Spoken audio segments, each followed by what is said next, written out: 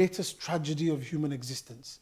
If you want to go through the entire history of humanity and you want to make a list of the worst things that have happened to humans, the greatest of tragedies that humans have experienced, there is nothing that compares with a person leaving this world without faith.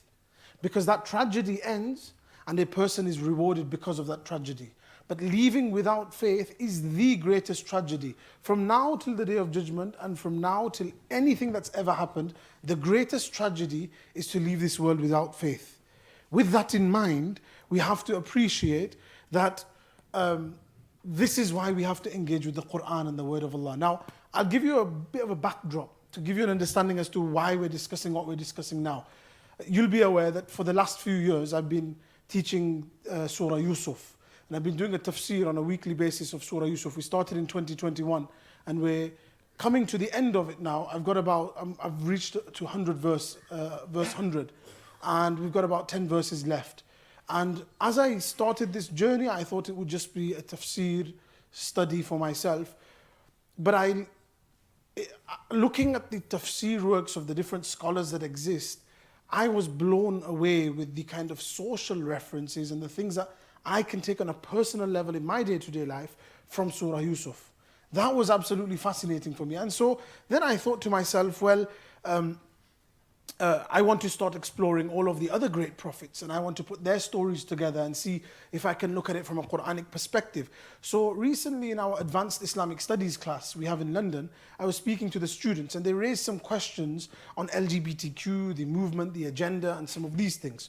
So I started responding to that. We had conversations over a period of a week and this was the week of the 10 days of Dhul Hijjah. And students who study or, they will know that, when something's on your mind, when you're thinking of organizing some material for something, whenever you read verses of the Quran, you're thinking about that. Whatever you're looking at, whatever you're engaging with, whatever you're studying, that's in the back of your mind.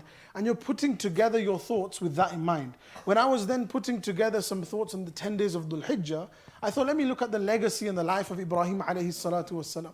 Assalamu alaikum, I didn't notice you were there. Assalamu alaikum. Let me put together, as I was putting together the life of Ibrahim alayhi salatu wassalam, I thought to myself, okay, let me see what I can present. But in the back of my mind was the LGBTQ conversations I'd had with the students. And so it was very interesting because as I was studying the verses, I was seeing overlaps in the conversations that we had. And so that's the preface of this talk. That's what I want to start with. There are two celebrations and festivities that are taking place right now in the Western world. There is one which is our celebration of Eid, which Allah has blessed us with. And on the other hand, there are those who are celebrating the month, this nefarious and this abhorrent month where the disobedience of Allah takes place, the Pride month. And so I want to speak regarding the life and legacy of Ibrahim alayhi salam and then to extract some of the more important questions that can be extrapolated from the Pride month and the LGBTQ agenda and other illnesses that we see becoming prevalent today, spiritual or otherwise. So Ibrahim alayhi salam is born into a community that worshipped idols. Every child knows this. And to oppose those idols was unacceptable. It's a crime that's punishable by instant cancellation. Right? You don't oppose the idols. Why? We talk of cancel culture today, but to oppose the idols and the entities of worship in the time of Ibrahim alayhi salam, they were the highest authority. They were the highest authority. The idols were the highest authority. You don't mess with them. To speak against them, you're cancelled, you're finished. And so when me and you look at the life of Ibrahim alayhi salam, we see idols and we think, yeah, but the story of Ibrahim alayhi salam doesn't really relate to me. I don't really have idols today. I don't worship idols. The kids are thinking, okay, fine, that's back then. What's the relevance today? And adults have this issue as well, that we don't look at the Quran as something relevant to me. Yeah, I'm 60 years old, 70 years old, but they worshipped idols. Alhamdulillah, I'm safe from idols. I don't worship idols. And I'll agree with you that there aren't wooden idols and stone idols in our lives, but there are idols within our life that we might call ideas, that we might call beliefs that exist within our communities and our societies. And if you were to oppose those idols and you were to oppose those ideas, then you would be instantly cancelled. Those ideas and those motivations are similar to idols that to speak against them is akin to blasphemy. It's like, How can you, what are you doing? Are you bigoted? Are you intolerant? So bring this to our context. There is a dominant culture that exists in our time that is similar to idols, to the extent that people are willing to give their lives and to fight for these idols and these movements and these ideologies and isms like feminism and modernity and all these other ideas. And so we have to ask ourselves, what are these ideals and these beliefs that exist in our time that I can't even question, that I'm not even allowed to propose an alternative worldview, I'm not even allowed to critique, forget critique, I'm not even allowed to ask genuine questions. Like, I don't get this, I need a bit of clarity, it's not making sense to me. And so I want to make a little bit of an analysis on this, specifically directed to the youth and the parents. Look, now I'm going to go off on a tangent, but I want you to follow every bit of this. And you'll notice in my talks I'll do this a lot, because I'm still putting some of these ideas together in my mind. And so I want you to think about the trail of thought that I'm going to produce. And I'll always start with somewhere random. The year that the aeroplane was first developed was in 1903 by the Wright brothers. 1903 was when we had the first sustained controlled power flight. And the first time we landed on the moon, for those who deny it, obviously that's different, but for the first time we landed on the moon was the Apollo 11 in 1969. So 1903 was the first time we lifted off the ground on an airplane. And 1969 was the first time we landed on the moon. Why is that relevant? I want to give you an understanding of the perspective, the rate of growth and the technological advancement within 70 years, just 70 years from 1903 to 1969, soars from taking our feet off the ground to taking our feet and putting them on the moon. In the entire history of human existence, this is insane to do. This has not happened in the entire history of human existence. But from the 1903, the second we lifted off, and some say 19, slightly before that, there was, from 1903 to 1969, we went from our feet lifting off the ground on an airplane to our feet touching the moon. That is crazy development. That is, I want you to understand, especially for millennials. You guys didn't grow up around mobiles, tablets, and devices and all of these things. We came across them much later on in our lives. But the comfortability that we had with technology at the age of 15, 20, 30, our 3-year-old, 4-year-old, 5-year-old kids have. When they first came out and the way we were using mobiles early on, our 3-year-olds and 4-year-olds use them better than we did. Right? And so what we're understanding now, what we're realizing is parenting was very simple 30, 40, 50 years ago. You do what your parents did and they do what their parents did. You didn't need parenting classes and you didn't need courses.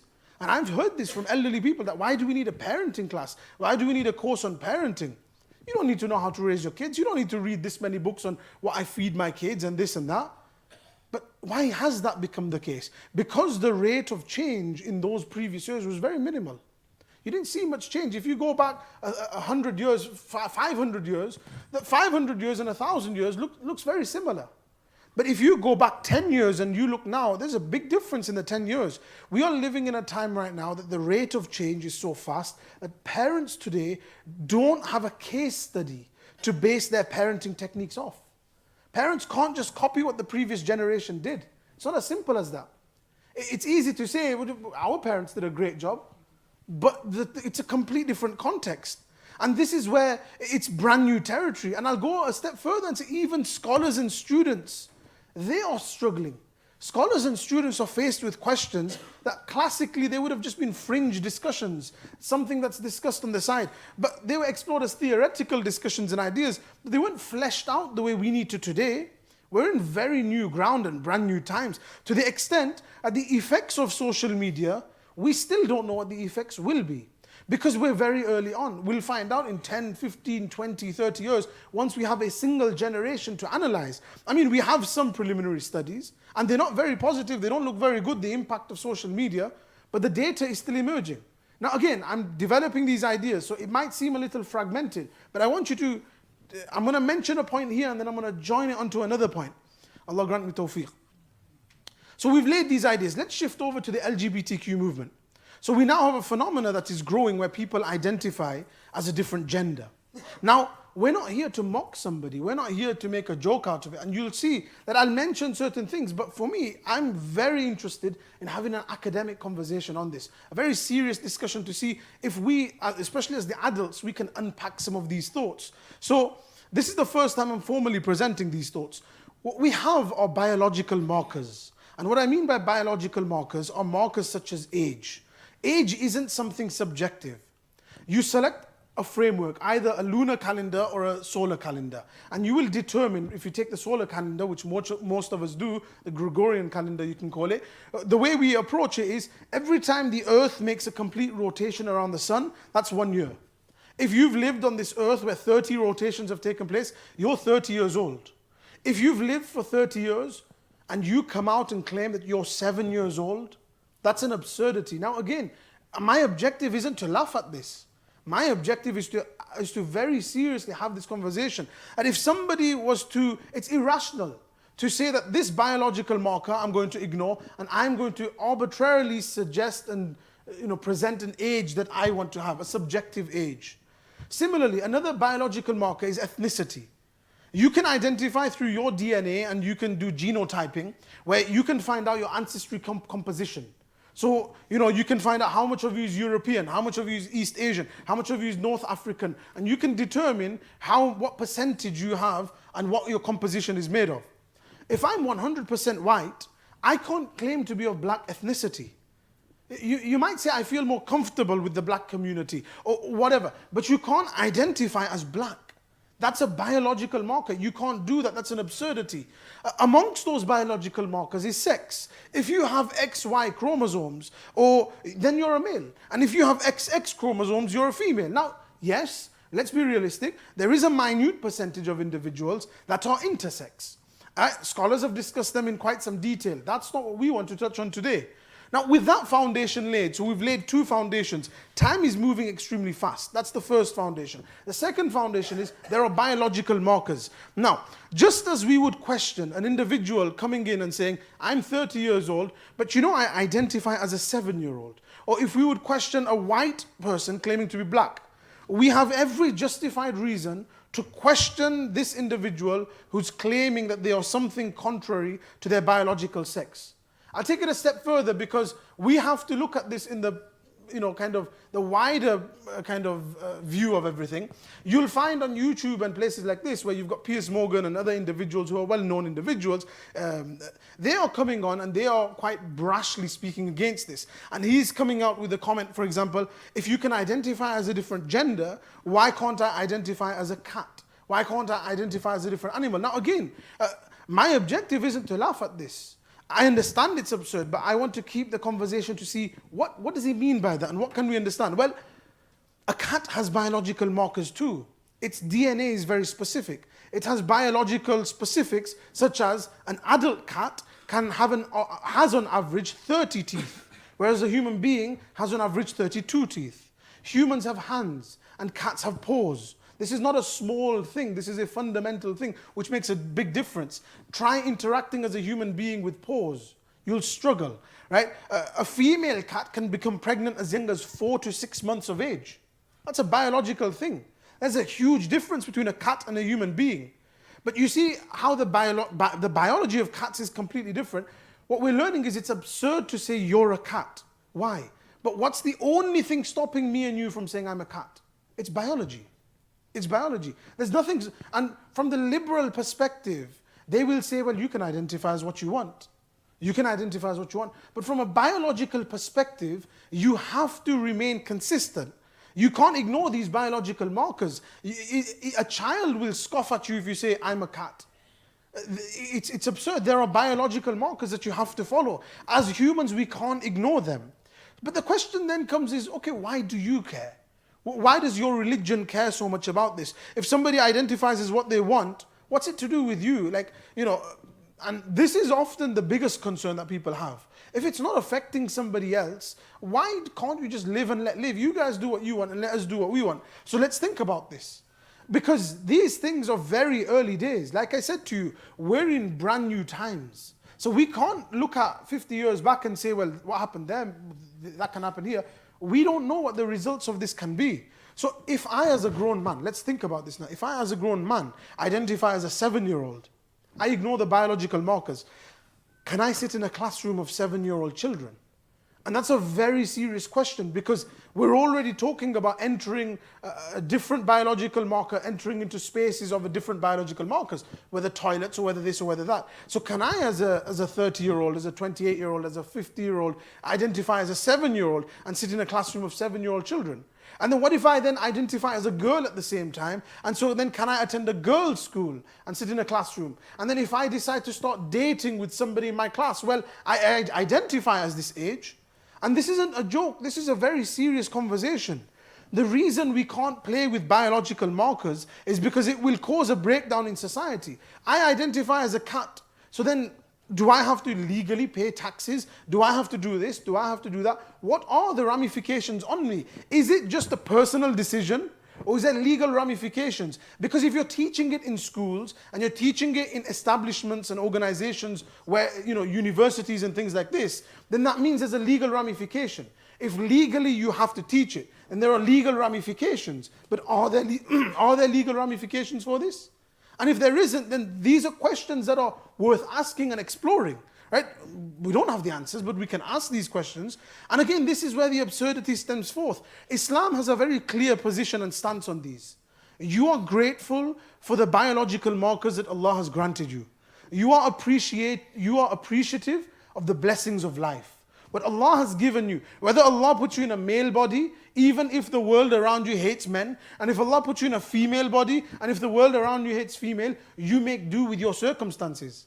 Can a person who's in a poor country identify as rich and say, well, I don't identify as a poor person, therefore treat me as a rich individual? It doesn't work like that. Allah puts different people through different tests in different circumstances, and they have to deal with those circumstances. And so whether, you can't turn around and say, well, I feel like I identify like I live in the 30th century. You don't. You have to live within the framework that Allah has blessed you with. And I remind you that our religion lays immense emphasis on the organized function of societies, which is kind of the third discussion I'm heading to now. And you can see how these tessellate. For somebody joining a little late, you may need to catch up on them. If I live a lifestyle where my sexual preference is for the same gender, then I cannot have biological children with this partner of mine. Now, I've spoken about this in a lot more detail in other places. I don't really want to go here, but I will briefly touch on this. Why is this an issue? Say I'm in a male-male relationship. I'm not interested in having children. Or let's say, for example, I come and argue, well, I can adopt. Why do I need to have children through the biological process? Right? There's 101 ways I can have children today, especially in the Western world with the advancement of technology. But we're not looking at the holistic picture. More and more we are finding from research the importance of a mother and a father in the raising of a child. Let's put you and your relationship aside for a second. Let's bring the children at the forefront. And you yourselves can look for the studies on this. You don't need me to convince you. You can look for the studies and see the importance of a father in a relationship and the importance of a mother. There's a lot of emphasis given on the importance of a father, but there is also just as much importance of the need for the importance of the mother. I would actually say it's the other way around. More emphasis is given on the mother, less emphasis is given on the father. There is just as much an emphasis needed for the father. And there's a lot of research on this, like, we can get into it some other time. So yes, you can adopt as a male-male partner, but what detriment will this have on the children if both genders are the same? And remember what I said, we are very early days. Studies haven't even been conducted on the harms of same-parent upbringings. And the children may look happy, you'll interview them and they'll say, I'm feeling amazing, I'm great, and all of these things. But let's be honest, me and you know full well that there's people who are living their best lives. On the camera, they're showing an amazing life, I'm enjoying things. But this is the age that we live in. The issue isn't shown in smiles or frowns. It's buried away. We have deep issues of insecurity and inadequacy and a whole host of issues. There's so many terms that you guys will, daddy issues and this and that. You'll come across all sorts of terminologies. And these are things that people are struggling with. What I'm saying is a child might look happy in a male-male relationship parenting system, but this is the first time in thousands of years we're doing this experiment. We're going into this experiment blind. What if it's a female-female relationship? How is this child going to be raised? Will it impact the child? Psychologically, how will it impact? These are things we don't know. These are markers that this is research that we haven't been able to conduct. And it goes back to the rate of advancement is so fast. We don't have the data on this. But now, let's move past the children, fine. These are questions that we can raise about the children. And again, my objective here is to present thoughts. My objective here is to raise questions. And I said to you, not even I have answers all the time. It's such a brand new concept that we're making it up as we're going along. We're making up the genders, we're making up the different relationships, we're making up all of these things that we're making them up as we're going along as a society. And so we're developing these questions as we're going along. So fine. That's the children perspective. But let's look at the parent perspective, right? The principle often, and it's always been the case, where when you have children, it's the children who raise the parents. And in the Western world, we're seeing more and more the development of old people homes and these kind of things. But the Quranic principle is simple. You have children, and those children have the obligation of now looking after the parents. رَبِّ ارْحَمْهُمَا كَمَا رَبَّيَانِي صَغِيرًا. It's a Quranic principle. That the children will now take the responsibility of raising the parents and looking after the parents just as they took care of you when you were a child. And now this is something that we're seeing. Now, there will be Muslim parents present here, sitting here, and they can't have children. And there's nothing, this is not an affront to them. There's no reason to be saddened about this. This is your test from Allah. Allah gives different tests. And I swear, genuinely, I've spoken with parents who are in this situation and this kind of difficulty and this test that they're going through. Allah will give you so much, especially for every awkward person or every insensitive person who comes to ask you and say, you haven't got children yet? You still haven't had children? Anyway, what kind of question is that? You're asking somebody, you haven't had children yet? What do you know the reason for this person not having children yet? It's ajib, yani the way we so confidently ask these questions, not realizing how it might impact an individual. So it is permissible to adopt. For those parents who are listening, it's permissible for you to adopt. There are certain minor principles and conditions. Just check with your local scholars. It's completely permissible for you to adopt. So one of the reasons that I want to bring it back to the LGBTQ discussion, that Allah has fixed a certain process, that it's a male-female relationship, that it's this, that it's that, is for the organized function of society. You can see, just by touching on two elements, one is the children and the parents, you can see how this would impact society. We don't know the ramifications of this going forwards. And there's a multitude of other reasons I can present to you. And you can look at the research on this, whether it's sexually transmitted diseases. That's a genuine conversation we have to have. Or whether it's the degeneracy and the filth of interacting with those human body parts that are for waste disposal. But khair, in London, there was a young man who came up to me. He was about 17, 18 years old. And this youngster came with a family member of his. And he had gone through, at the age of 17, he had gone through the biological changes. He had taken testosterone blockers and a bunch of stuff. He came dressed in hijab. He came dressed fully as a girl. And he came and sat and he asked questions. And he was asking, I've now made this decision. Where do I pray my salah? What do I do? Do I go in the women's section? Do I go in the men's section? And again, this is something scholars will not have discussed classically. This is something this is in London. Wait a couple of years, it will happen here and it will happen everywhere, where these are the kind of questions we'll be faced with. And so the conversation I consulted a number of scholars before I sat with this individual. And I said, the decision you have made is not a personal decision. And this is very important, that somebody who's considering transitioning or in this phase, you have to realize this is not a personal decision. Look, if I choose not to wear antiperspirant or deodorant on a hot day, that's a personal decision. But my decision will definitely impact and inconvenience others. Islam takes this very seriously. If you decide to make a personal decision on changing your gender, you call it a personal decision, no problem. But there are ramifications within communities and societies of your decisions. Think about marriage. Think about the prospect of marriage and the discomfort that you will go through, and the level of discomfort you're going to go through now looking for a partner. And when you're looking for community spaces in the masjid, for example, let's say a masjid that has spaces for men and spaces for women. Do I go to the male section? Do I go to the female section? Changing rooms, do I go to the male or the female? And fine, let's say I've transitioned into female, I go into the female spaces. But the people around me will be uncomfortable. They will ostracize me even further. They'll push me away even further. They'll make a big deal out of it even further. And so where's that going to take me? Is that going to make me feel better about myself? So as much as we think this is a personal decision, there are ramifications of this that will impact communities, and that will impact you and how you feel. You may not feel so welcomed because of the decision you've made. I spoke of this to Sheikh Abdul Hakim Murad, and he mentioned a number of points in this regard to me. And this was one of them, that he said community spaces. But he also directed my attention towards transgender regret.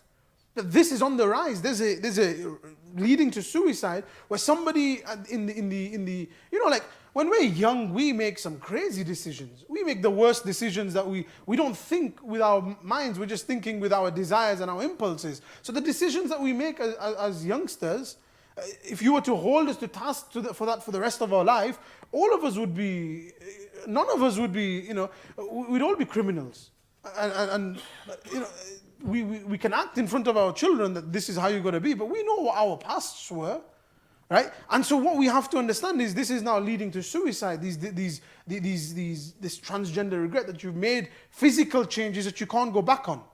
Because look, and also when we were younger, sometimes there was a girl that would act like a boy. We'd just call her a tomboy. That was what we would say. She dresses a bit like a guy, and she plays a bit more football than she maybe should, and stuff like this. Just things that we can understand. But it was just a personality phase. She grows out of it. Imagine we were to say to her in that phase and in that moment, maybe you are a boy. Maybe you should consider changing. Which child is going to say no? If you're drilling this into their mind, the child is going to be like, I'd be happier as a boy, yeah. I like football, yeah. I want to be a boy. So then you say, okay, let's go through these changes. You can't have kids anymore, and you can't produce kids either because you biologically don't. If you want to go through these changes, you're going to have to go through biological changes, and you're going to constantly be popping pills because you want to make sure that you are that person that you want to be. So it's like this constant facade. You've ruined it, and then this child reaches 18, 19, and they say, well, I don't think I'm a guy anymore. But you've made irreversible changes. And this is what I'm saying, that at least we have the right to ask questions and say, okay, fine, you're claiming that the children feel better, but you haven't even looked at a case study of a single generation that has gone through this. We're just going to dive straight into this, put this into every education system, and accept it as this is the status quo. Like when the vaccines came out, we were all really big and heavy to say, hey, I don't know what's inside of it, I don't know what's this, I don't know what's that. No problem. That's each individual's prerogative. But this is exactly the same thing, that we don't know the results of this, we don't know the ramifications of this. I'm here not to give you answers, I'm here to ask questions and to say, well, these are the questions that we have the right to ask. Now, let's take all of this and tie these kind of thought experiments up with the story of Ibrahim alayhi salatu wassalam. These questions that we are asking, these ideas that we are proposing, is exactly what Ibrahim alayhi salam did. He questioned the highest authority and the dominant culture of his time. He said, you guys worship idols? Really? That doesn't make sense to me. You guys are willing to take your children through this entire change? But that doesn't make sense to me. And so he opposed the dominant culture. And this is the first question that I'm going to ask for myself and yourself. It's not an easy one. And now we're coming on to Ibrahim alayhi salam's side of stuff. Ibrahim alayhi salam's legacy begins with questioning the status quo of the community around him. Questioning that I'm born in this society, this is what the community and society is saying. Is that the correct approach? Is this what I should be hearing? Is this what I'm hearing correct? Talk about ruffling feathers. Your own father, as Ibrahim alayhi salam, his own father is the one who makes the idols. He's raised around idols as a child. It's like it's like your father or your mother being the kind of the gender studies major, or teaching the PhD in gender studies. That's what it was for Ibrahim alayhi salatu wassalam. Yet despite that, he questioned everything around him. His father's profession, full-time job. He eats because of what his father does, but he questioned it.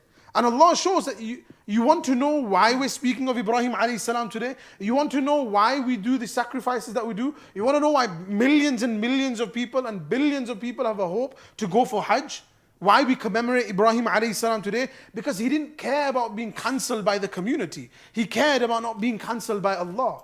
That is the principle Ibrahim alayhi salam had. And Allah teaches us this principle. Let the world cancel you. Let them throw you into the fire of cancellation, just as Ibrahim alayhi salam was thrown into a fire. But know that Allah promises to keep your legacy alive, just as He kept the legacy of Ibrahim alayhi salam. In such a way He kept it alive that me and you speak of him today. And this is what I want to touch on. That what lessons can we take from his life? And so, first and foremost, he didn't take what people around him said for granted. He didn't believe because the other people around him believed. He wasn't willing to believe on the authority of other people. And again, I asked this question previously in the 2 talks that I've done in the last few Ramadans. I asked you guys this question as well. That, are we Muslims just because our parents were Muslim? Because otherwise it just becomes like another ideology that's being passed down. It just becomes like another thing that you're passing down. And this is, basically you've just got to follow these rules and these principles.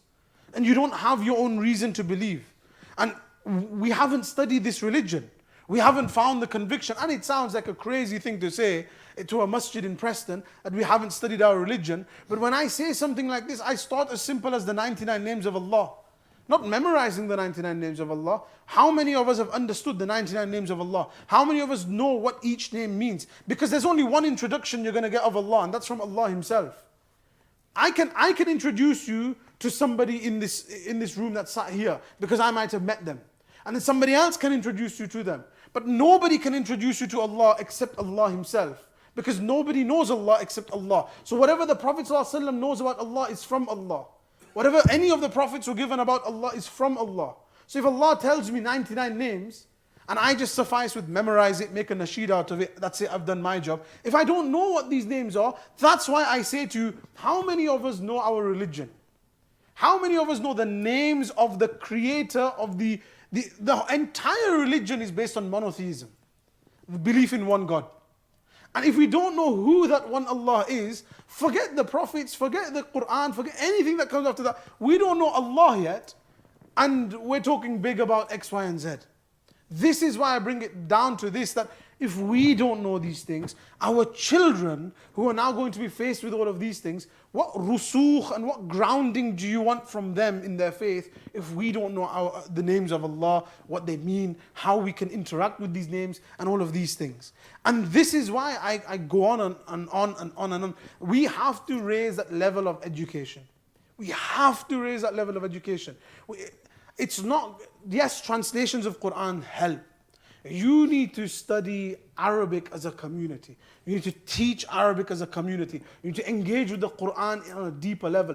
There's the madrasa syllabus, no problem. I'm talking adults here first. That we need to get our standard up, that then we can then force the people underneath us to say, you can't do less than us, you've got to do more than us. Every parent wants their children to do better than them and more than them. But they're already doing more than us. They finish in the class 7A, class 7B, and that's it. They know more than us already. So they don't need to do any more. We can't engage and discuss with our children. We're like, just ask the Imam, ask the Maulsa, ask this, ask that. So that's the first thing there. I digress slightly. But the second point, okay, we have a reason for why we believe. And like I've mentioned, there's only 2 things in my understanding of the religion that can really do this for us, that can give us a firm rusukh and firm depth in our faith. And that is number 1, understanding the divine miracle, which is the book of Allah, the Quran. And number 2, the life and message of our Prophet sallallahu alaihi wasallam. If we can, it's Friday, right? Sallallahu alaihi wasallam. You get lots of reward. Sallallahu alaihi wasallam. Once you have that grounding, you can be a believer wherever Allah places you. And this is the second discussion I want to take from the life of Ibrahim alayhi salam. Some people are currently in this day and age having conversations. I think we need to move to a Muslim majority country. We need to move out of the UK. It's a country of disbelief. We're being forced by these ideologies and this and that. And there may be some truth for some people in this. However, it is just as much a possibility that you will move to a Muslim majority country and you may not only become more distant to your faith, but you will entirely lose your faith. And I will substantiate this point with evidence. I touched on this before.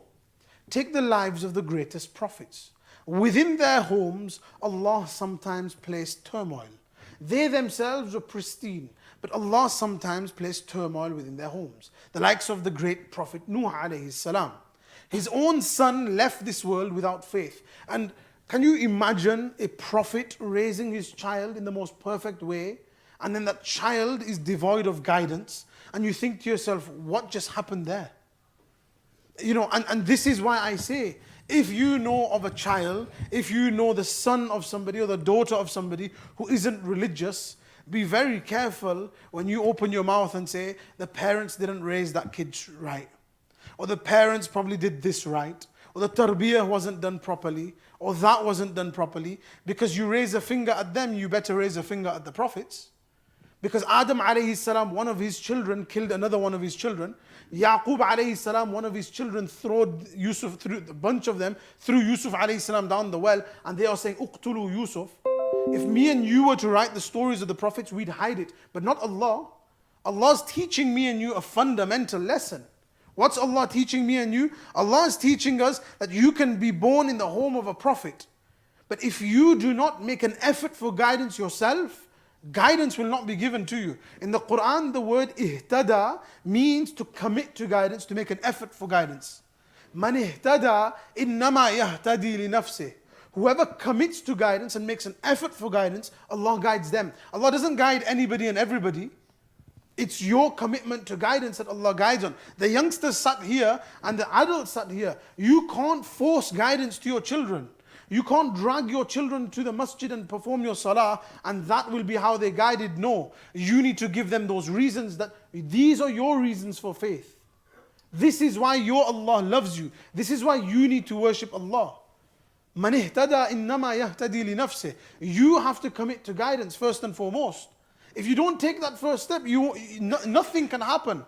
Absolutely nothing can happen. And that's when, if you want to learn to swim, how do you swim? You got to jump into the swimming pool and you've got to start swimming. You can read as much theory as you want. It's completely counterintuitive that I don't know how to swim and you want me to get into a swimming pool and swim. Anybody who's learned how to drive, the first day that you come to that driving instructor, he doesn't put you in the passenger seat, maybe for a few minutes. You go straight into the driver's seat. And you by the end of that first thingy, you're driving already. He says, okay, you're already driving. At the end of that first day, what's the driving instructor teaching you? You'd only learn to drive by driving. There's only so much the theory can do. You can only get guidance by committing to guidance. And that's why those ahadith make sense now. When you read the ahadith, you come a handspan, Allah comes an arm span. Why does it start like that? It starts like that to say, you've got to do the first step. You come running, Allah comes walking. Allah will come exponentially, but you have to do the first part. To the extent, not even a prophet can save you. The Prophet ﷺ in a hadith of Muslim, he says, and it's narrated by Aisha radiallahu anha, she says, لَمَّا نَزَلَتْ وَأَنذِرْ عَشِيرَتَكَ الْأَقْرَبِينَ. When the verses were revealed, أَنذِرْ عَشِيرَتَكَ الْأَقْرَبِينَ وَأَنذِرْ عَشِيرَتَكَ الْأَقْرَبِينَ. Warn your close family members. When these verses were revealed, the Prophet ﷺ قَامَ عَلَى الصَّفَا. He went to the Mount of Safa. You've got Safa and Marwa. Question? It's time for Asr, I think. Asr has been done. It was 8 o'clock. Sorry. Jazakallah khair. Yeah, Asr has been done. If anybody needs to perform their Asr Salah, perform it. If anybody's got it left, you can do Jama'ah with our brother over there. قام رسول الله صلى الله عليه وسلم على الصفا. The Prophet صلى الله عليه وسلم went to the mountain of Safa. فقال, and he said, يا فاطمة بنت محمد. O Fatima, the daughter of Muhammad, his own daughter. The Prophet ﷺ is addressing, Ya Fatima to bint Muhammad, Ya Safiya to bint Abdul Muttalib, Ya Bani Abdul Muttalib, O the family of Abdul Muttalib, La amliku lakum min Allahi shay'an. I cannot protect you when it comes to Allah in any way at all. Saluni min mali ma shi'tum. Hadith of Muslim. Ask from me, from my wealth, what you want. Ask from my property what you want. I can't help you when it comes to Allah. You have to commit to guidance. And on the other hand, you can be born in the home of a polytheist. You can be born in the home of the greatest of sinners. You can be born in a community of idolaters, just as Ibrahim alayhi salam was. Every ideology can be contradictory to your faith. You can be born in the Western world where every ideology is a test for you and your children.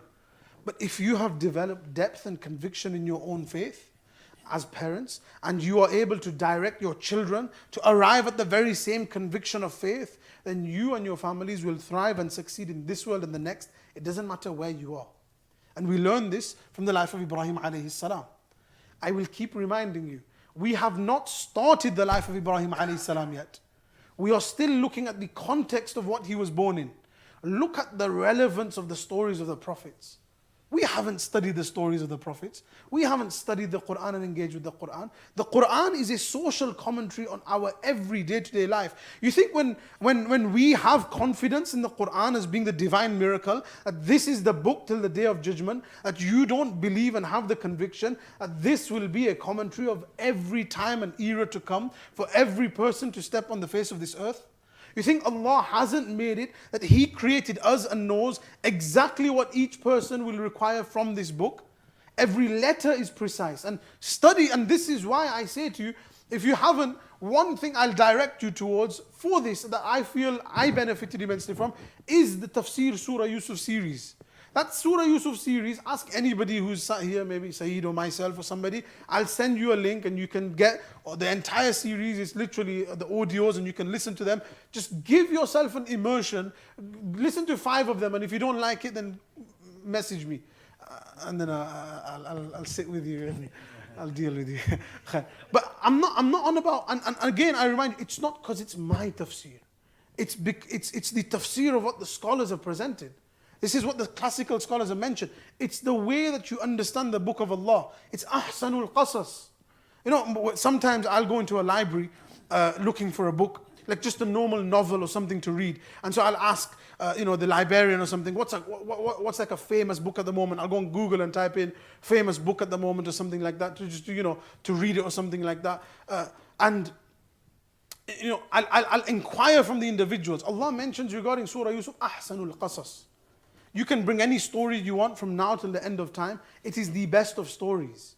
And I believe in Allah when He says it's the best of stories because the amount there is inside of it, study it again. With this in mind, I want to understand the context and you'll be blown away. It's not just a story, it's something more than that. The story of Ibrahim alayhi salam is exactly like that. Let's come to the third point. And there's a lot I want to discuss. I'll maybe skip the third point. Which I would, you know what? We'll make the third point homework. There is a verse, وَإِذْ قَالَ إِبْرَاهِيمُ لِأَبِيهِ آزَرْ أَتَتَّخِذُ أَصْنَامًا آلِهَةً. Look for that verse, it's verse 74. I'm not sure which surah it's in. Which surah? وإذ قال إبراهيم لأبيه آزر أتتخذ أصناما آلهة إني أراك وقومك في ضلال مبين وكذلك نوري إبراهيم ملكوت السماوات والأرض. Surah Al-An'am. Surah Al-An'am 74, Jazakallah. So verse 74, check the tafsir of that. Ma'arif al-Quran, Mufti Shafi Uthmani has a wonderful tafsir. It talks about what gives you conviction of faith. We talked about developing conviction of faith. The verse ends, وَلِيَكُونَ مِنَ الْمُوقِنِينَ, so that Ibrahim could develop certitude in his faith. How was he able to oppose what was being said in that time? There. Khair. I don't want to spend too much time on this. I want to mention a few other things on this, that's why. So, continuing with the analysis of the legacy of Ibrahim alayhi salam. What time is Maghrib? 9? 50. Okay. One thing is there's an hour left. One thing is how long you guys permit me to sit here. I won't make it too long. We've touched briefly on the LGBTQ discussions, but remember my underlying objective is to develop a confidence and a thirst for engaging with the Book of Allah, with the stories of the Prophets. Ibrahim alayhi salam actually experienced a rational and a philosophical argument for Allah as well. And Allah presents this in the Quran. فَلَمَّا جَنَّ عَلَيْهِ اللَّيْلِ, when the night kind of enveloped him, رَأَى كَوْكَبًا, he saw the stars. قَالَ هَذَا رَبِّي, he said, this is my Lord. This has to be, it can't be the idols, this is it. فَلَمَّا أَفَلَ, when the star disappears, قَالَ لَا أُحِبُّ الْآفِلِينَ, I can't worship something which disappears. فَلَمَّا رَأَى الْقَمَرَ بَازِغًا, he sees the moon, bright as day. قَالَ هَذَا رَبِّي, this is my Lord. فلما أفل قال لئن لم يهدني ربي لأكونن من القوم الضالين. If I'm not guided, there's nothing I can do. It's not the moon. Clearly the moon disappears. فلما رأى الشمس بازغة, when he sees the sun in its glory, قال هذا ربي هذا أكبر, this is my Lord, this is the big one. This is the big one. فلما أفلت, but when it disappears, قال يا قوم إني بريء مما تشركون. He says it can't be this, but my people, I can't follow what you follow. He had an intellectual argument, right? This is intellectual reasoning. It's got to be that. No, actually that disappears. It can't be that. It can't be that. It can't be that. It can't be the idols. They don't talk, they don't interact, they don't benefit. There's an intellectual reasoning. Youngsters especially, I want you to appreciate. You can have your intellectual reasons for believing. The teleological argument and the cosmological argument and this argument and that argument. But don't you dare build your faith on those intellectual arguments. Your faith isn't built on intellectual arguments. That's something which is, it comes as a secondary reason for faith. It comes to kind of maybe bolster up your faith. But you don't base your faith on those intellectual arguments. You base your faith on the one evidence that Allah presents, and that's the Quran. The challenge was presented on the Quran, on the text. You have to study the Quran. You might have got your intellectual arguments and your reasons, and you're like, I don't need to study the Quran. I'm confident in my faith. Forget intellectual. Something will come that will shake you to your core in your life, and you'll come under some financial struggle, or this struggle, or that struggle, and something you didn't even do wrong. You'll end up in prison and accused of something that you didn't even do. Nobody will trust you. That intellectual argument isn't going to help your faith in that moment. You need something stronger than that, and there's nothing stronger than the basis of the Quran. And how do we know that Ibrahim alayhi salam didn't believe on the basis of his intellectual argument? We speak a lot about, we need a lecture talking about the intellectual arguments of God and this and that. It's all nice and well and good. You can do that once you've taught the Quran and you've taught the miracle of the Quran. But you cannot base it on these arguments. Why? When Ibrahim alayhi salam is arguing with his community, وَحَاجَّهُ قَوْمُهُ, when he's debating with his community, you'd expect him to present intellectual arguments, saying this, no. قَالَ أَتُحَاجُّونِّي فِي اللَّهِ وَقَدْ هَدَانِي. You have the audacity to debate with me regarding Allah when Allah is the one who guided me? Look, what a simple... Allah guided me and you think you're going to sway me? I've studied the Quran. You think you can sway me with any argument? To say that this is a different God and this is a different reality? You think you can present any ideology and say, and this is what is so powerful about this. What are these ideologies that exist? What is feminism? What are these different ideologies? They are saying to you that there is something missing within your faith that this ideology can give you and perfect your faith. Is my faith not perfected? When I have confidence on my faith and I know that the Quran is the perfect model for human existence, I don't need any ism to tell me how to behave with my wife, how to behave with my children, how to behave with my family members, how to behave with women in public. I don't need any ism or ideology to tell me this. أَتُحَاجُّونِّي فِي اللَّهِ. You're going to try and tell me what's better for me, وَقَدْ هَدَانِي, when Allah has given me the perfect prescription for life. You're going to tell me that this lifestyle is better and this is better and you need to make sure you do this when Allah has guided me. وَلَا أَخَافُ مَا تُشْرِكُونَ بِهِ. You think, I do not fear what you guys ascribe partners with. I'm not scared of your ideologies. I'm not scared of what you have to say. إِلَّا أَن يَشَاءَ رَبِّي شَيْءٍ. If Allah wants to cause me harm through you, Allah will cause that harm. وَسِعَ رَبِّي كُلَّ شَيْءٍ عِلْمًا أَفَلَا تَتَذَكَّرُونَ. He didn't argue with them with intellectual evidence. The depth of his faith, and he nurtured his faith, which again comes back to parents. Nurture the faith of your children in a way that they don't need arguments. They are confident and they are confident in their faith. And then he responds in a unique fashion, which demonstrates to me and you studying his story in his life, what's the benefits of faith. He says, وَكَيْفَ أَخَافُ مَا أَشْرَكْتُمْ وَلَا تَخَافُونَ أَنَّكُمْ أَشْرَكْتُمْ بِاللَّهِ. How can I fear those gods that you have associated with Allah, when you don't fear Allah Himself after associating partners with Him? Why should I be scared of your cancellation? Shouldn't you be scared of the one who will cancel you in the next world? They were thinking of this world. So they were thinking of cancellation in this world. Ibrahim alayhi salam is thinking of cancellation in the next world. You see the mindset shift that we need to have. How many of us, me included, how am I worried about what the people will say and how they will cancel me, how it will impact me? Or am I worried what Allah will say? And then, I'm skipping a verse, but فَأَيُّ الْفَرِيقَيْنِ أَحَقُّ بِالْأَمْنِ. Very, very deep. فَأَيُّ الْفَرِيقَيْنِ أَحَقُّ بِالْأَمْنِ. A literal translation. He says to them, and I find this, subhanAllah, he says, أَيُّ الْفَرِيقَيْنِ. Which of our two groups is more deserving of safety? Let's think about this. It gives you an appreciation of what does Islam do for me. Our faith gives us absolute hope, no matter how terrible things get. There's a hadith of Muslim, and I'm going to expand on this verse a little bit. This is going to be tafsir of just this verse. عَجَبًا لِأَمْرِ الْمُؤْمِنِ, hadith of Muslim. عَجَبًا لِأَمْرِ الْمُؤْمِنِ. How amazing, how wondrous is the life and the affairs of a believer. إِنَّ أَمْرَهُ كُلَّهُ خَيْرٌ. Everything in his life is good. وَلَيْسَ ذَاكَ لِأَحَدٍ إِلَّا لِلْمُؤْمِنِ. And this is not for anybody except the believer. Why? In أَصَابَتْهُ سَرَّاءُ شَكَرًا. When something good happens in your life, you're grateful and you turn to Allah. فَكَانَ خَيْرًا لَهُ. And that's good for you.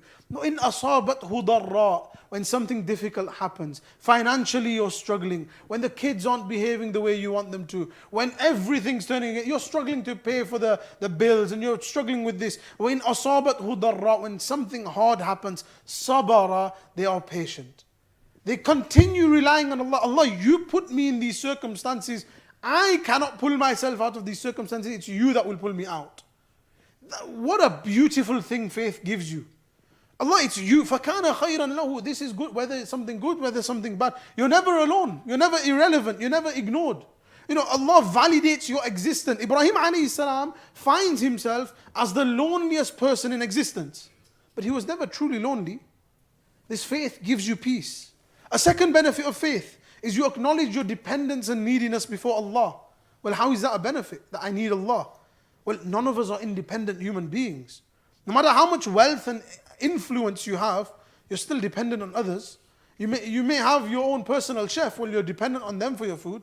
You're dependent on the cleaner. You're dependent on shopkeepers. You're dependent on import-export. You're dependent on the waste disposal people. Humans are created interdependent, whether you like it or not. People are going to let you down in life. But with faith, you acknowledge that there is human interdependence, but in reality, the only person I'm dependent on is Allah. And Allah is the only person I can truly depend on. When somebody lets me down, it's fine, it's going to happen. It's Allah I depend on. And again, just as the first benefit brings immense peace to the inner being, so does this. This brings inner peace. And the third benefit of faith is that we can leave everything to Allah. We can submit to the plan of Allah. You don't have to worry about this and that. You make your efforts, you try and you leave it to Allah. This is what Ibrahim alayhi salam is saying. When you have true faith, it brings peace to your inner being. He says to his community, فَأَيُّ الْفَرِيقَيْنِ أَحَقُّ بِالْأَمْنِ. You guys are, on one side there's the Pride Month, and on one side there's the legacy of Ibrahim alayhi salam. On one side there's the worshippers of idols, and on one side there's this monotheistic worshipper of Allah. فَأَيُّ الْفَرِيقَيْنِ أَحَقُّ بِالْأَمْنِ. Which of these two groups is more deserving of al-amn, of safety, of peace, of contentment? The believer who submits to Allah, or the person who submits to the ideologies and the things that they are worshipping, their lusts, their greed. They make their own desires their gods. Allah mentions in the Quran, أَفَرَأَيْتَ مَنِ اتَّخَذَ إِلَهَهُ هَوَى. Have you not seen those individuals who make their desires their gods? True peace and serenity comes from a deep and nurtured faith. It's coming back to faith always, isn't it? Ibrahim alayhi salam reminds us of this. That فَأَيُّ الْفَرِيقَيْنِ أَحَقُّ بِالْأَمْنِ. Which of the two groups is going to bring you real peace? The ideologies that beckon to us, the idols of today, who are the absolute authority of our time, the many isms and the perverted worldviews that are extending their infections towards our faith and towards our children, will that lifestyle raise more questions and more confusion and more sadness, such that you will need to drown yourself in greater confusion in an attempt to just make sense of your own self, your own identity? You lose who you are. You lose what you want. You lose what your identity is. And yet Ibrahim alayhi salam says to them, فَأَيُّ الْفَرِيقَيْنِ أَحَقُّ بِالْأَمْنِ. Is it the identity that Allah gives me that's going to give me confidence, that's going to give me clarity? Or is it all of these individuals who submit to this changing day by day, no clarity? And you know what happens to the believer when they have peace within? And I'll conclude on this, even though this, we'll see. And you know what happens to the believer when they have peace within? They exude peace with every element of their life. When they meet another believer, they convey a message of peace. They say, Assalamu alaikum. It's an idea of peace. But through their actions as well. Al-Muslimu, the true Muslim. The person who submitted to Allah. That's what Muslim is. Man aslama. So the person who submits to Allah, that person, salim al-muslimuna min lisanihi wa yadihi, other believers are safe from his hands and from his words. Meaning, you have now become somebody with conviction, people around you are safe. People around you have contentment. People around you have clarity. Your children, your family, your societies will have clarity. But again, pause for a second, because Ibrahim alayhi salam doesn't teach us that you just need faith. He doesn't just say that, he carries on. فَأَيُّ الْفَرِيقَيْنِ أَحَقُّ بِالْأَمْنِ إِن كُنتُمْ تَعْلَمُونَ الَّذِينَ آمَنُوا وَلَمْ يَلْبِسُوا إِيمَانَهُم بِظُلْمٍ. Those who have faith and they did not corrupt their faith. They didn't pollute their faith with dhulm. They didn't pollute their faith with false ideologies and practices. They didn't pollute their faith with injustices and disobedience. Do you see the relevance of this to our time today? The Quran is, subhanallah, the word of Allah is just something else. That it's not just the faith that you're going to need. It's going to have to be a faith where you're not compromising. You know, we'll take a bit of this ideology, we'll take a bit of this, and we'll take a bit of that. He's saying you don't need any of those things to pollute your faith. Ask yourself, is it peace and contentment that I want for myself and for my children? If that's the case, أُولَٰئِكَ لَهُمُ الْأَمْنِ. The amount of emphasis in this verse, أُولَٰئِكَ, layer one emphasis, la is for emphasis, hum is a pronoun, أُولَٰئِكَ means those guys, hum means them guys, same thing, it's emphasis. Those guys, they are definitely the ones. You know, in English when you'll say, for example, him, he's like this. Why did you need to say him for? You can just say he's like this. It's emphasis. أُولَٰئِكَ لَهُمُ الْأَمْنِ. Those guys, for them is contentment. For them is peace. For them is clarity. وَهُمْ مُهْتَدُونَ. And they are the ones with guidance. They are the ones with guidance. And then Ibrahim alayhi salam, he questions. And the reason there's lots and lots to discuss here is because as I'm coming to the end of my Surah Yusuf studies, I've now started this story of Ibrahim alayhi salam, and I'm thinking of these discussions as well. But one verse I really like, and I'll just touch on this one verse and I'll end on this. It'll be useful for, and I'll show you, like, you know, for those youngsters sat here who like their prime bottles of prime, I'll connect the verse specifically for you guys here. So he speaks to his community and his family, and he says to them, the people around him and his father, that ma hadhihi tamathil, what are these things that you're worshipping, and these stones and all of these things? And how did they respond? And that's what I want to touch on, just this one verse. قالوا وجدنا آباءنا لها عابدين.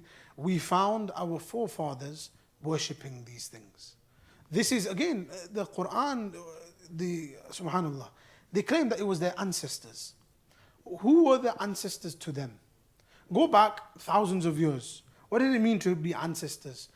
You'll actually see this even today. I've seen this when I'm walking past certain places, certain Hindu shrines and temples and stuff like that. They will have photos of certain individuals within their ancestry, within their family. And these are like their role models. These are the people that they look up to. And the most important people in their circle and their life were these aba'ana, these ancestors. These were the people that you look up to in your community. Who are the forefathers of today? That's their society and their community. They looked up to their ancestors. We don't look up to our ancestors. We don't even know the name of many of our ancestors.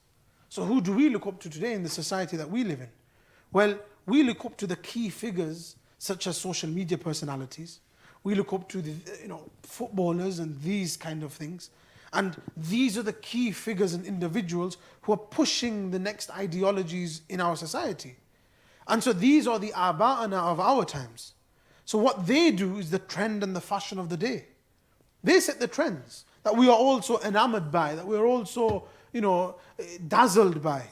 Why did you buy that bottle of Prime? وَجَدْنَا آبَاءَنَا لَهَا عَابِدِينَ. Why did you buy that expensive designer bag? We laugh at the kids when they're running around with the bottle of Prime. Let's bring it to the adults and me and you. Why did you buy that designer bag? The expensive one. You've got 4 bags at home. Why did you buy this one? Oh, it's the new season. Oh, what about the shoes? The new season shoes. Why are you doing that? وَجَدْنَا آبَاءَنَا لَهَا عَابِدِينَ. This is what we see on social media. This is what we see the Kardashians doing. This is what we see these lot doing and those lot doing. We have to follow the trend. وَجَدْنَا آبَاءَنَا لَهَا عَابِدِينَ. Why do you walk and talk like that? وَجَدْنَا آبَاءَنَا لَهَا عَابِدِينَ. That's what we found our forefathers doing. You see how we laugh at the idol worshippers in the Quran and we say, is that a good enough excuse? You worship idols because you saw your forefathers doing it? A little child will tell you today. But no, Allah's social commentary comes back to bite us. Well, we only do it because of the people that we look up to. That's why we do it. Yeah, well, we do the very same thing. Ibrahim alayhi salam is challenging the social trends and the cultural trends of his time. And sometimes when you ask the question, Why are you doing this? Oh, because everyone in my class is doing it. Well, everyone else has one. Why can't I have one?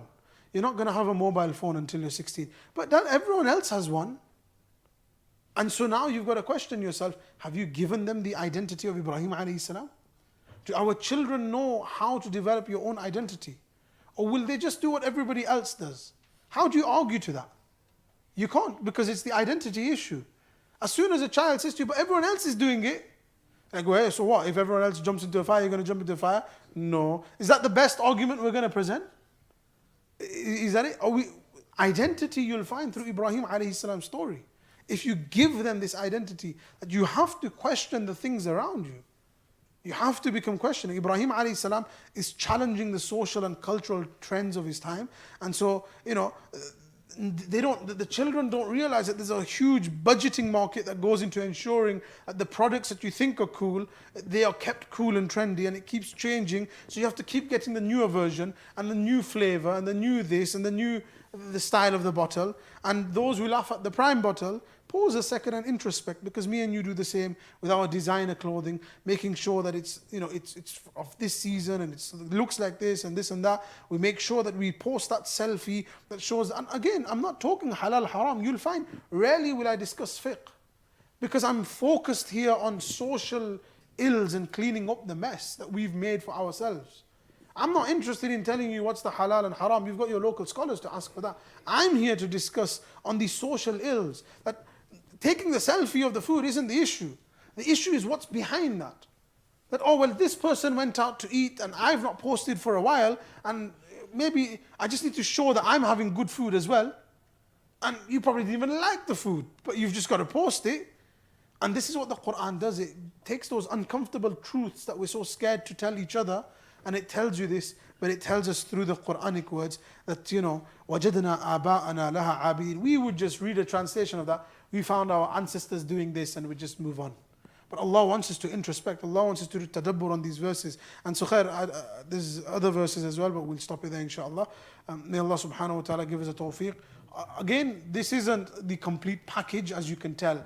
There's a lot of fragments in that conversation. There's a lot of stitching that I still need to do and stuff. Any questions, any thoughts, any suggestions, any feedback, anything? You guys were the first people I tested the thingy on, so the material on. So, is there anything? Did it make sense? Did it not make sense? Did it have some clarity? No? Oh, I'm joking. Yeah? Go on.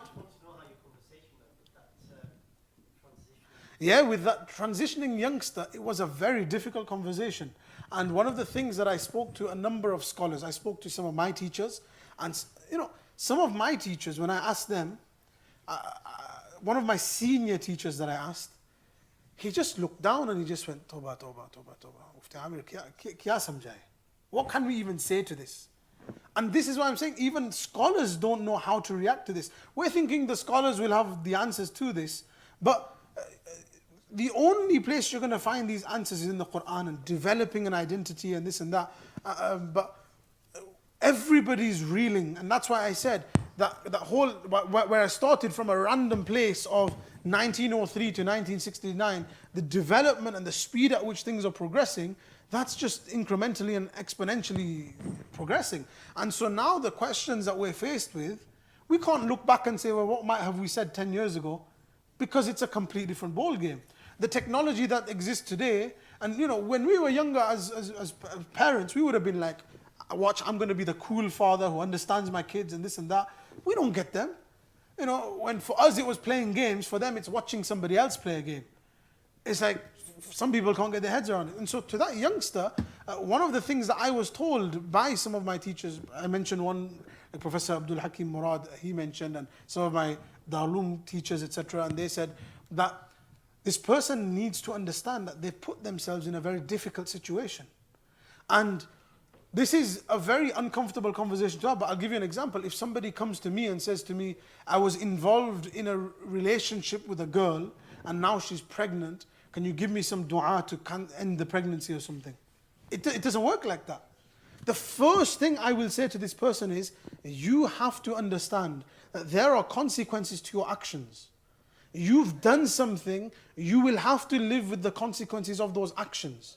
Now there is a right way to go about it now. Allah won't hold you to task. If you make tawbah and you decide to make a different lifestyle change, Allah won't hold you to task. But there are consequences for your actions. And that's a difficult conversation to have with anybody, to say to them, you've put yourself in a difficult situation. But yes, there is a way to extract yourself. Yes, there is a way to detransition and all of these things. And so the conversation I had was a very awkward one, and it was a very difficult one. And yes, I interlaced it with, Allah loves you. You know, Allah loves every single one of us. Allah's given you guidance, and the fact that Allah's brought you here to have this conversation shows that Allah wants you to be faithful. But there are things that you have to realize that you put yourself in. And this is, again, like one of the conversations that I've been, because I'm putting this stuff together, and I'm delivering in universities in little chunks. And one of the questions that I'm currently working on, which I think is going to be one of the hardest ones, is if somebody has an inclination, what do they do? You're telling them to get married, but then that's going to ruin some girl's life because he's not inclined. Or then how does this person fulfill their desires? And there's some fiqh discussions that are really interesting that some of my teachers have brought up, and I'm still developing some of these thoughts.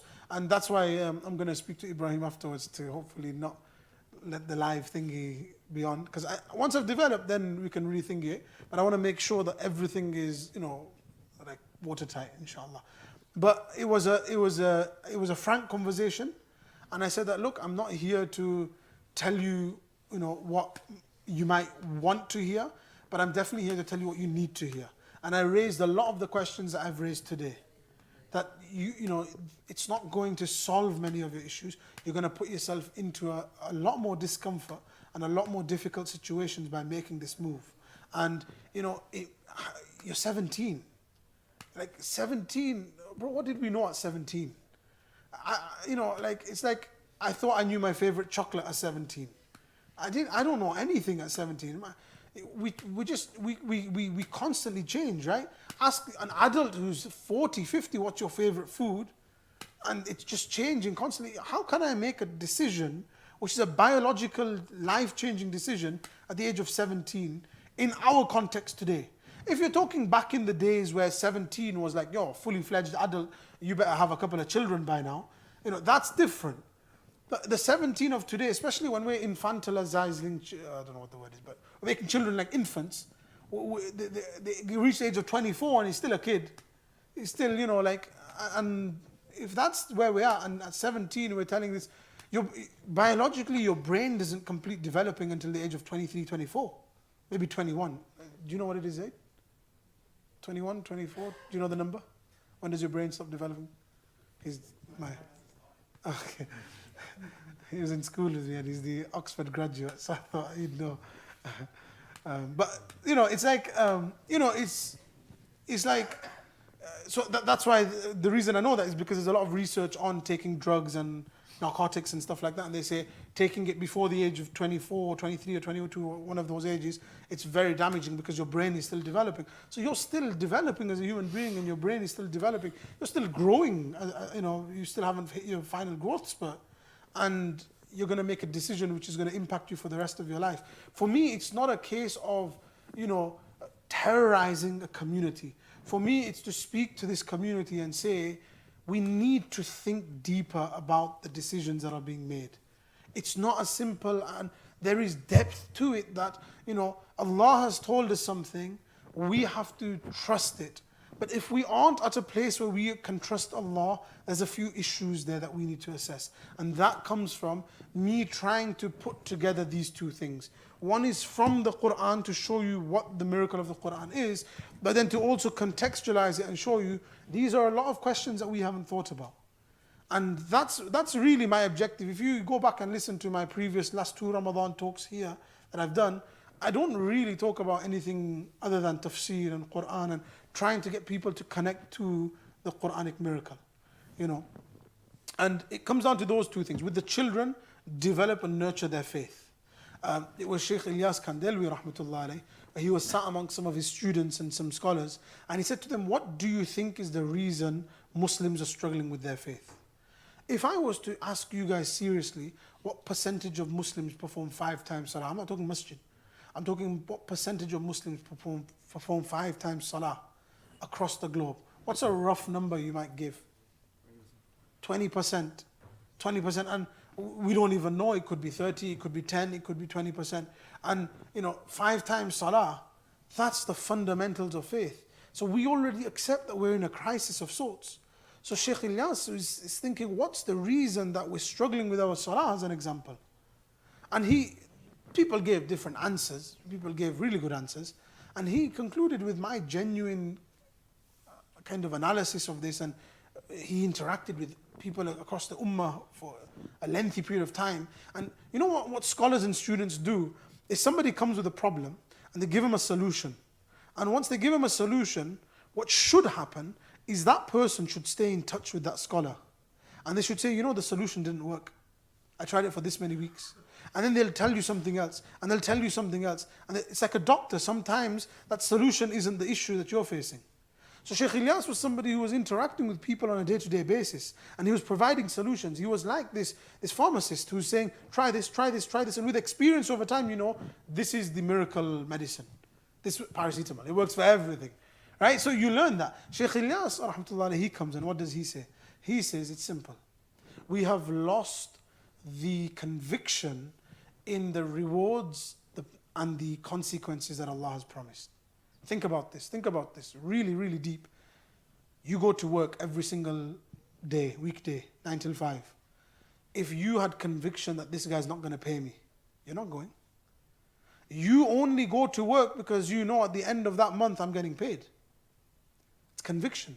You're ill, you're struggling, you're this, you will push yourself to set the alarm, get up at 9 o'clock because 8 o'clock, 7 o'clock, there's a commute, I need to leave at 6 o'clock in London, people leaving at 5 o'clock because they have to get past the rush hour.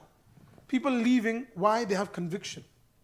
Me and you, we have more conviction in the person who's paying us 9 till 5 than we do in the promises and the consequences that Allah has said.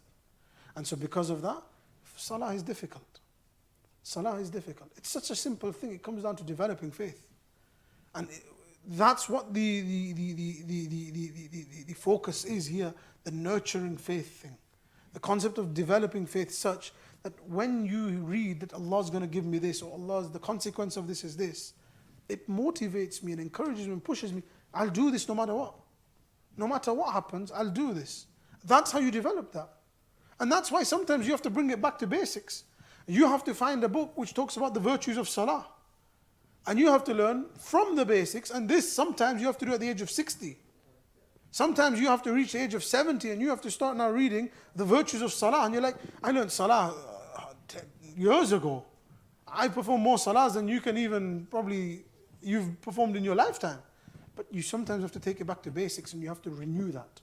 You have to redevelop that faith. You have to re-nurture that faith. And if you have a listen to the previous lecture I did in Ramadan here, it was this that I talked about. The Sahaba would feel the same and they would have to re-nurture their faith. They would have to rekindle their faith. People who are in the company of the Prophet ﷺ, the likes of Abu Bakr radiallahu anhu and Hamdallah radiallahu anhu are saying, I feel deficient in my faith. When I'm with you, O Prophet of Allah, I feel like this. When I'm not with you, I feel like this. They had to come and spend time in the company of the Prophet ﷺ. You have to spend time in the company of the righteous. You have to spend time in the company of Quran and Ahlul Quran. And if you go back and listen to those 2 lectures, that's all I talked about. 2 Ramadans ago, I spoke about Quran, engaging with the Quran. Last Ramadan, I spoke about Ahlul Quran, the people of Quran. Every lecture from now, I've given you the blueprint. Every lecture from now will just be tafsir of the Quran. What else can I teach? That's all I can do. I can present to you. Every book that you read in this masjid has come from the Quran and the life of the Prophet ﷺ. There's no third source that you're getting Islamic material from. All of it comes from the Quran and the life of the Prophet ﷺ. That's the root of it. And so that's why I said to you that there are 2 miracles that you can engage with. The Quran and the life and the message of the Prophet ﷺ. And the life of the Prophet ﷺ and his statements, that's revelation as well. وَمَا يَنْتِقُ عَنِ الْهَوَىٰ. The Prophet ﷺ doesn't speak from his own desires and whims. إِنْ هُوَ إِلَّا وَحْيٌ يُوحَىٰ. Whatever he says, it's revelation. He's speaking revelation. And so these are the 2 miracles. These are the 2 miracles. And that's why I keep emphasizing that if we re-study these stories of the prophets and the lives of the prophets, you will find so much from them. We'll find so much from that. Sometimes you have to say to yourself and be honest with yourself and say, I need to start from scratch. I finished studying my Darul Uloom studies and everything, and then I had to say to myself, I need to study the Surah Yusuf brand new. And what I gained from Darul Uloom was amazing. But what I gained after that it was building on that. And it was those skills that I received from Darul Uloom that allowed me to do that. That's not to say what the Darul Uloom gave me was inadequate. What the Darul Uloom gave me was amazing, and the skills that it gave me was phenomenal. But now I have to take those skills that they have given to me and say, well, what do the other scholars of tafsir say? What do the other mufassirun say? What do the classical scholars, the traditional scholars, and all of these people say? And you'll find some amazing things. When Yaqub alayhi salam, his eyes went white, وَابْيَضَّتْ عَيْنَاهُ, he went blind. Imam Razi talks about psychological conditions where if you undergo trauma, sometimes a physical body part shuts down. And then I went on Google and started looking for this, and I found actual psychological brain disorders. I think it's called functional disorder or something, neurological functional disorder, NFD or something, where if you undergo a trauma, your body shuts that body part down. So for example, if you've seen somebody whose arm was cut off, sometimes your arm can go in a coma. And what brings it out of that coma can be something random. It can be like an experience, and there's nothing, they'll do tests on the arm and there's nothing wrong with it. It's completely fine, there's nothing wrong with it. And so Yaqub alayhi salam, he sees this shirt of his son, bloodied and this and that. He's crying and weeping, and he goes blind. And the question is, when the shirt of Yusuf alayhi salam is thrown on his face, how does his eyesight return? Position number one, it's a miracle. No problem. We believe in miracles. Allah can produce a miracle if He wants, of course He can. But position number two, Imam Razi talks about, he underwent a trauma, and when he smelt the scent of Yusuf, that was sufficient to remove that trauma. And by the way, you can have neurological functional disorder with the eyes as well. If you go on NHS website and you look for neurological functional disorder, you can have it with the eyes, and there is a condition within neurological functional disorder which is called something like snow something, where you see white. And the Quran used the word وَابْيَضَّتْ عَيْنَاهُ, his eyes went white. It's insane when you look at what you can find, the way Allah kind of talks about these things, where you don't overlook somebody's trauma. Like we know this, when somebody goes into a coma, sometimes the smell of something can bring them out of a coma. Sometimes just a musical sound or something they heard as a child, or the voice of somebody or something like that, it's enough to trigger them to come out of a coma. It's like that. There's nothing wrong with the body. It's completely fine. But there's just something which is causing an impediment, and his eyesight returns. And it's like the Quran talks about some immensely deep things. And this is why I'm saying to you that if you can engage with an Arabic class or something like that, for the youngsters here, I say youngsters like Saeed and these Wasim Zaid, etc. You guys are still young. 30 is still young. Whatever age I'll be will always be young, innit? So that's still young. For you guys, we have an Arabic class starting again in September, which is online. You can register for that. Just message me, text me, and I'll share the details with you. We haven't formally started the registration, but like there's, if you get in, you get in. But there's hopefully what I want is, if we can teach enough communities the Arabic syllabus and content and stuff like that, somebody can deliver it here. That's what you want at the end of the day. You want people to leave, take that content, and then deliver it within that community, inshallah. And so that's kind of what we want to do. We actually very carefully assess which communities we're taking applicants and stuff from as well. Because we have a big waiting list, alhamdulillah, so we can select and say, these are the people that can work in different communities. And that's what you want, isn't it? You want that Quranic education. We want to level up. When our parents came to this country, Hafidh was the standard. Hafidh, wow. That's he's a Hafidh, wow, that's a big thing. And it still is a big thing. But we haven't leveled up since then. Hafidh isn't something today which is just in the house of scholars. Every house has a Hafidh. You could be the worst parent, but you'll be like, I want my son to be a Hafidh, which is phenomenal. But now we have to level that up and say, okay, is it realistic for every person to go to a Darul Uloom? I don't think so. It's not. But is it realistic for every community to have some sort of a system, some sort of a class where people can study Arabic, and then they can go into advanced Islamic studies, and they can then study the Quran? It doesn't have to be the entire Quran. It can be sections of the Quran, and they can get a good firm grasp of these, out of the entire Quran, a select verse of 200 verses we're going to cover out of 6,000 verses, and that's an advanced Quran study class or something like that, or intermediate, or whatever you want to call it, and that's something that requires some effort. you understand? And so we all have to level up. If you're not studying something right now, you're not studying Islamic studies, you have to ask yourself why. You should be. Adults included. You have to be studying at every stage in your life. You know, and don't say it's like I'm studying on TikTok or I'm studying on YouTube. And that's not studying, that's entertainment. Really, we know it is. You're just going to slide to the next thing and the next thing and the next thing. And then I'll see you the next day and ask you, by the way, those 10 educational TikToks you listen, tell me what you learned in any one of them. The last 5 TikToks you listened to, the last 50 TikToks you listened to, just something from them that you learned? Because it's not education. There's a way to study, isn't there? Allah give us tawfiq. Any other questions before I conclude? I hope I answered the question. I was firm, but obviously, you know. Any other questions before we conclude? Khair. Subhanallah wa bihamdi, subhanakallah wa bihamdika, ashhadu an la ilaha illa anta astaghfiruka wa atubu ilaik. Blessed time, make dua inshallah. Allah accept our du'as.